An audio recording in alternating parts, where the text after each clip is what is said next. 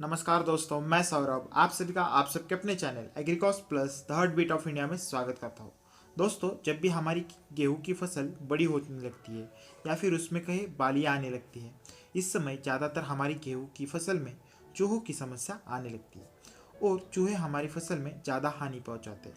और अगर इन चूहों की संख्या बढ़ जाए तो ज़्यादा मात्रा में फसल को हानि पहुँच जाती है। तो आपको आज इसके बारे में कुछ उपाय बताने जा रहा हूँ।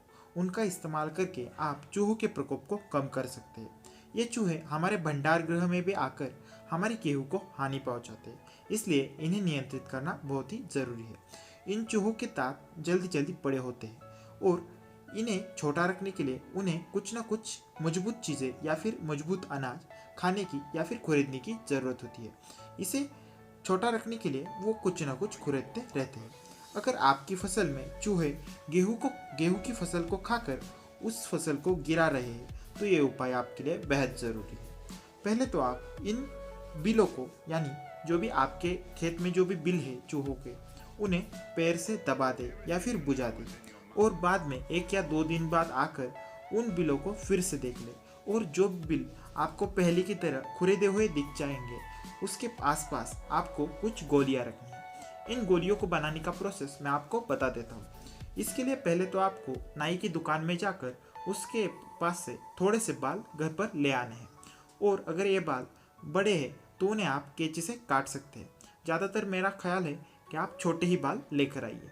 उन्हें आप ले आने के बाद एक प्लेट में रखें और गुड़ ले लें। गुड़ के साथ आपको सरसों का तेल या फिर थोड़ा सा घी ले लेना है और गुड़ में मिक्स करके उसे बारीक कर लीजिए।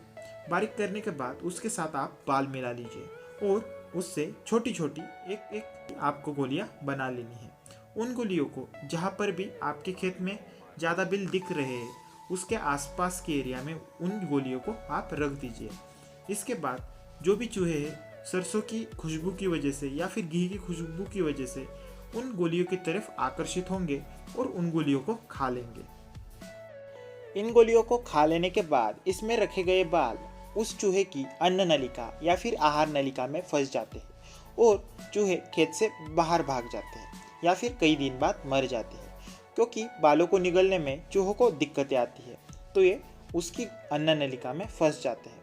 तो दोस्तों, इसी तरह आप भी आपके खेत में अगर चूहों की संख्या बढ़ रही हो तो उन्हें इस तरह की आसान और सस्ती पद्धति से इसे नियंत्रित कर सकते हैं।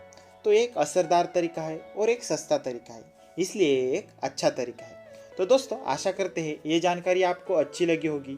तो आप इस वीडियो को जाते जाते एक लाइक कर दीजिए और अगर आप चैनल पर नए हो तो चैनल को सब्सक्राइब करके आप भी एग्रीकॉस प्लस परिवार का हिस्सा बन सकते हैं।